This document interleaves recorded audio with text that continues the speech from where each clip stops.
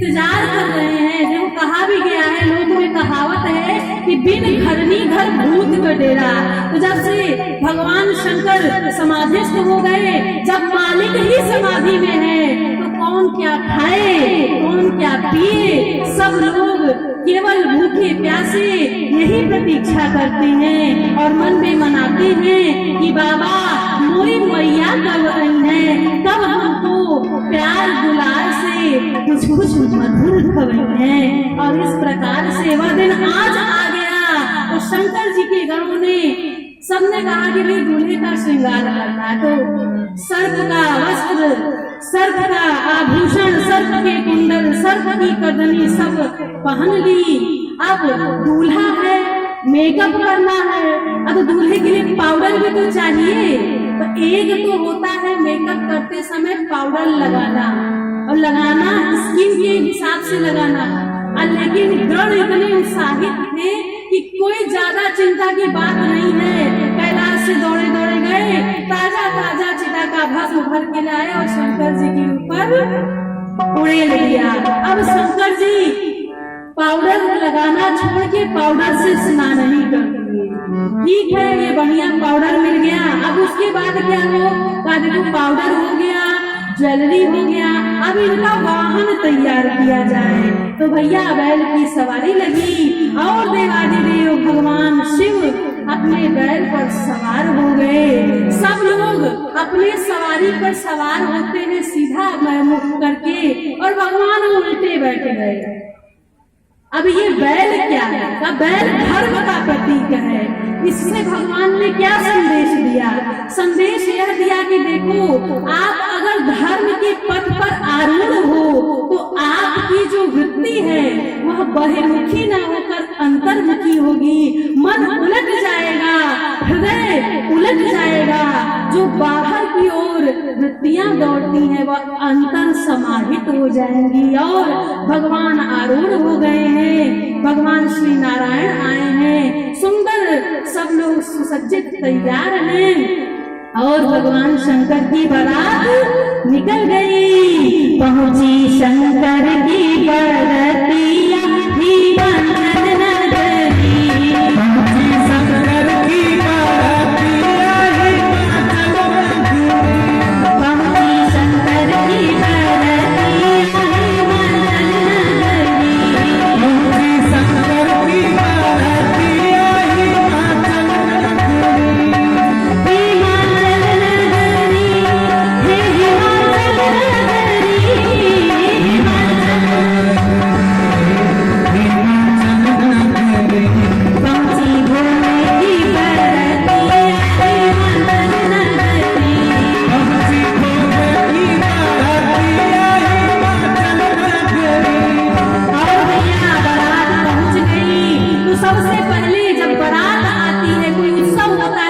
बच्चे भाग भाग जाते हैं। सब हिमांचल राज कुल के जितने बालक थे, कितने नगर के बालक थे, सब जा जाके बाड़ों पर खड़े हो गए कि आज हमारी सुंदर सुकुमारी दुलारी का विवाह है। उनके विवाह में जो बारात आ रही है, सुने हैं बहुत बड़े संसार के कर्ता धर्ता से, संसार के मालिक से विवाह तय हुआ है। तो देखें जरा बारात कैसी है। तो बारात देखने जब गए तो भैया सारे बालक, छोटे छोटे बच्चे डर गए और दौड़ के भागने लगे। और क्या बोले बताऊं? अरे बाप रे बाप, कैसन कैसन भूत प्रेत, कैसन साप,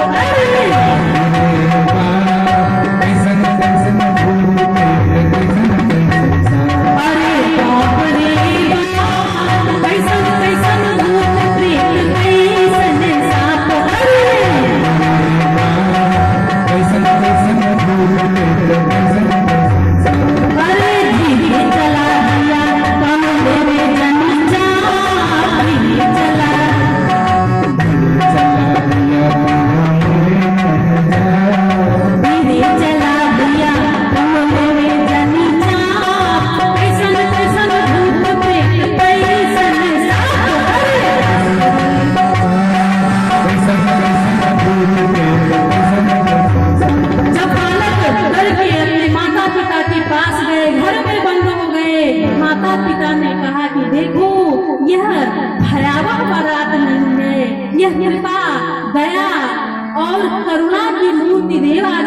भगवान शंकर आदिदेव शिव की बारात है, इसलिए निडर हो डरना ही। अब धीरे धीरे बारात आने लगी। मैना मैया अपने महल की अटारी पर अपनी 16 सखियों के साथ विराजमान है। देखूं इतनी लंबी बारात है। सबसे पहले इंद्र की सवारी गई, पूछा कि यह कौन है? कहा ये आपके जो दामाद जी हैं उनके ये सबसे छोटे सेवक हैं। संसार के जितने भी देवता लोग हैं उनका इनको राजा बनाया है। उसके बाद कुबेर जी की सवारी निकली। यह कौन है? तो बड़ा ही सुंदर प्रिय है, वैभव संपन्न है। कहा ये आपके दामाद के खजांची है। अच्छा, और इसी प्रकार से ब्रह्मा जी की जब आई, यह कौन है? तो बड़े प्रिय बड़े सुंदर है, 20 वर्ष की सुंदर अवस्था, मनमोहन शरीर और 4 सुंदर सुंदर कमल के समान खिला हुआ मुख है। यह कौन है? का यह आपके जो दामाद जी हैं उनके पोतों वोतों की लिस्ट में आते हैं। अब आगे आगे बारात बढ़ी। भगवान नारायण आए तो भगवान नारायण को देख के पूछा कि यह कौन है? यह तो बड़े प्रिय लगते हैं, बड़े मोहक लगते हैं। ये जो है ना, ये आपके जो दामाद जी हैं उनके बड़े ही घनिष्ठ हृदय प्रिय मित्र नारायण हैं। अच्छा, तब तक से सबने कहा कि अरे चलो चलो, दूल्हा दरवाजे पर आ रहा है। मैया गई, सुंदर शुभ आरती संवारी। भगवान शंकर ने विचारा कि देखो संसार में सबको सुंदरता प्रिय है, सबको अच्छी अच्छी वस्तुएं पसंद है, और कोई भी कुरूप व्यक्ति मिल जाता है या कोई ऐसी चीज दिख जाती है जो विभत्स हो तो लोग डर के भाग जाते हैं। तो सबसे पहले लोग अपनी अच्छाई दिखाते हैं, बुराई तो जिंदगी की बाद में पता चलती है। भगवान शंकर ने कहा सबसे पहले मैं अपना विभत्स रूप ही दिखा दूं, है जो तांत्रिकों की उपासना वाला रूप है। तो मैया जब आरती करने गई तो भगवान के श्रृंगार में जो सांप लगे हुए थे उन्होंने सोचा, एक ने सांप ने कहा कि भैया ये कौन है जो सुंदर सुंदर सी मध्य में आ रही है थाली लिए हुए? कहा ये हमारी जो मैया पार्वती जी है ना, ये उनकी माता है। अच्छा, तो हमारी माता की माता यानी ये हमारी नानी लगी। तो जरा हम चल के अपनी नानी जी को देख ले। तो सर्प लोग थोड़ा आगे हो गए। अब मैना मैया ने जो देखा, उन सर्पों को उनकी मणि से उनकी आंख में चौंक आ गई और वो थाली आदि सब फेंक के चली गई और कहने लगी कि अब मैं ऐसे बौराहे वर से अपनी कन्या का विवाह नहीं करूंगी। तुम सरिता गिरते गिरो पावक जरो जलनी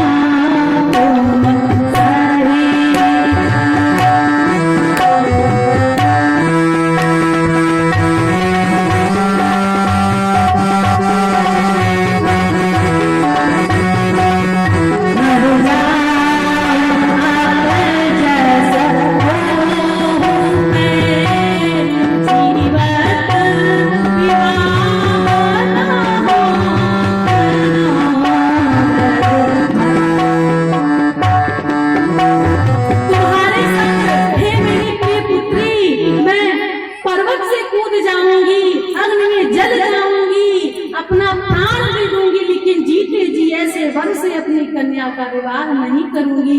इधर भगवान शंकर बोले भैया परछन तो हो गया, अब माता आए कुछ जलपान आज होगा। भगवान नारायण ने बोला बैठे रहो। लड़की की माँ नाराज हो गई है, अब बोरिया बिस्तर समझ के चलने की नौबत आ गई है।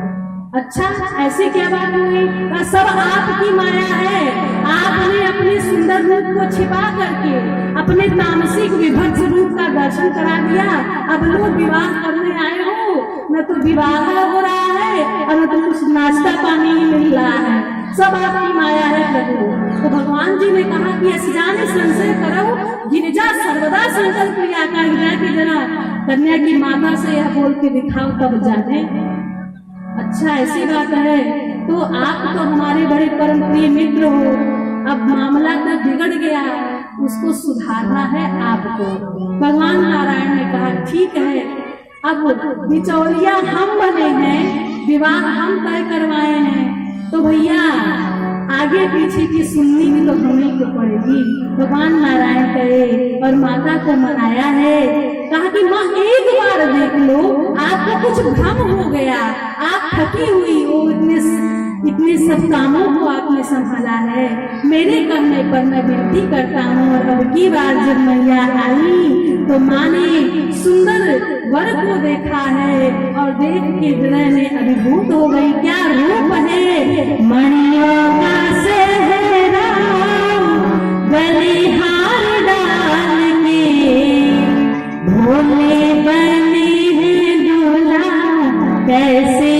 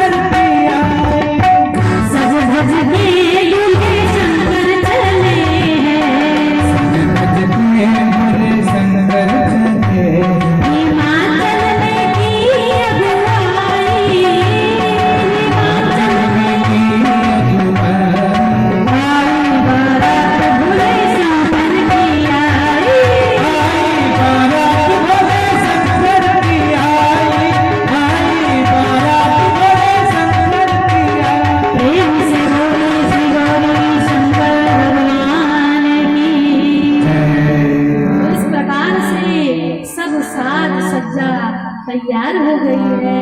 इधर जनवासी का पता पूछ रहा है एक बराती। अरे तो भगवान शंकर की बराती कैसे था? कोई तो मुखहीन है और किसी के बहुत सारे मुख हैं, किसी को हाथ पैर नहीं है और किसी को इतने हाथ पैर है कि गिनती करना मुश्किल है। तो उसमें से सबसे ज्यादा परेशानी तो शिव जी की जमात को संभालने में लगी।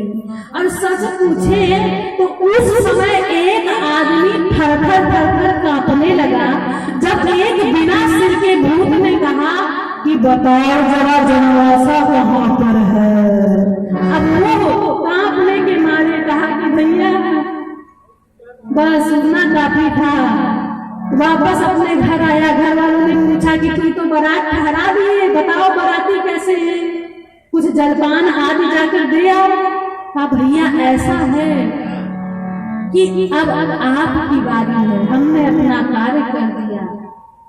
दूसरा जलपान साल के बढ़िया गया और जनवासे में गया तो देखा हवा में सारे भूत लटक रहे हैं। बहुत बढ़िया जलपान लाए हो। जलपान लेने वाले के हाथ पैर कांपने लगे, जल्दी जल्दी, जो एक बार जाए दोबारा आने की उसकी हिम्मत न हो।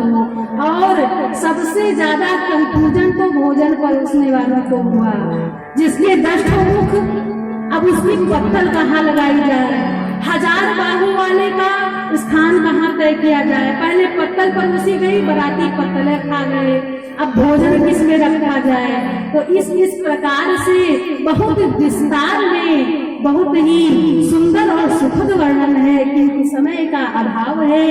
तो इस प्रकार से गही गिरी से तुसे कन्या पानी,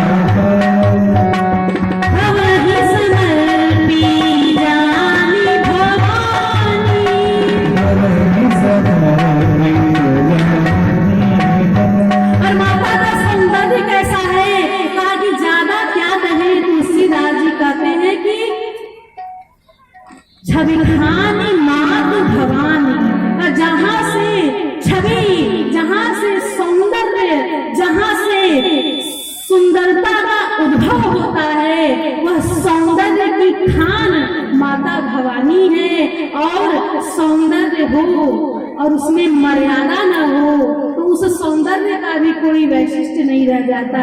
तो तुलसीदास जी कहते हैं कि सुंदरता मर्याद भवानी, भवानी सुंदर भी है और सौंदर्य की मर्यादा जहाँ तक सीमित होनी चाहिए, मर्यादा में स्थित दिव्य सौंदर्य है। और बड़ा ही सुंदर, बड़ा ही सुखद, बड़ा ही शुभद भगवान का विवाह हुआ।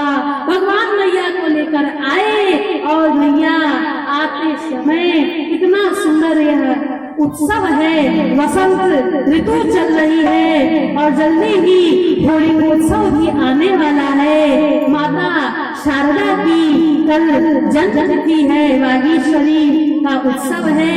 तो इस प्रकार से अनंत उत्सवों की अनंत प्रसन्नता के साथ सब आनंदित, प्रफुल्लित और बिल्कुल मग्न है। और एक व्यक्ति कह उठा कि इतना सुंदर सुखद आनंद है, जब से फागुन मास लगे तो बजो भव घोरन घोरी, होली में गोरी गोपाल बनी और गोपाल बने विभुभान की छोरी। और इसमें भी क्या हुआ भैया कि देख चितारी भगी पीछे से गोपाल दुलार नीचे, अरे नहीं संग बहार फुटी सखी वे भय ऊपर मैं भय नीचे। और फिर क्या भयो, कहा ऊपर नीचे में सखी, फिर मच गयो भारी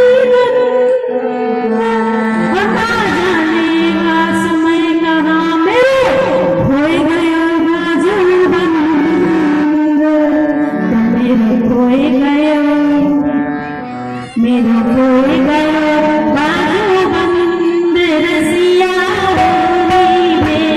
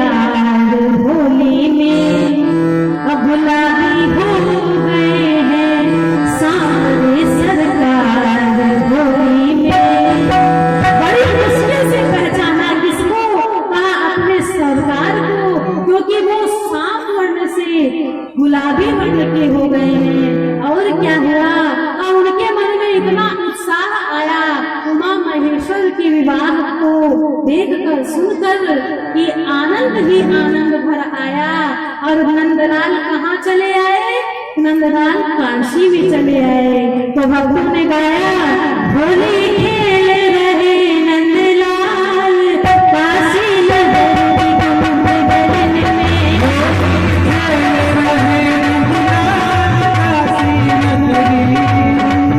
होली खेल रहे नंदलाल काशी नगर की कुंभ गगन में।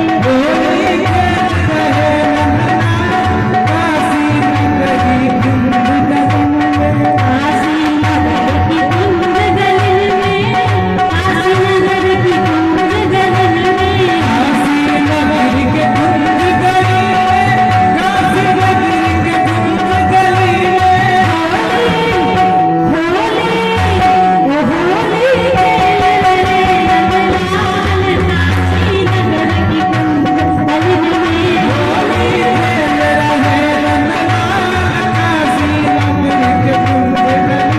लेकिन भैया अपने देवाधिदेव महादेव की होली खेलने का तो अंदाज ही निराला है। कैसा है मेरे महादेव का अंदाज? का हमारे यहाँ काशी में तो होली स्मशान में खेली जाती है। भक्तों ने कहा, ऐसे नहीं होली होती, स्मशान में होला गुरु, स्मशान को होली होला। यहाँ कैसन होली होला? तो कहा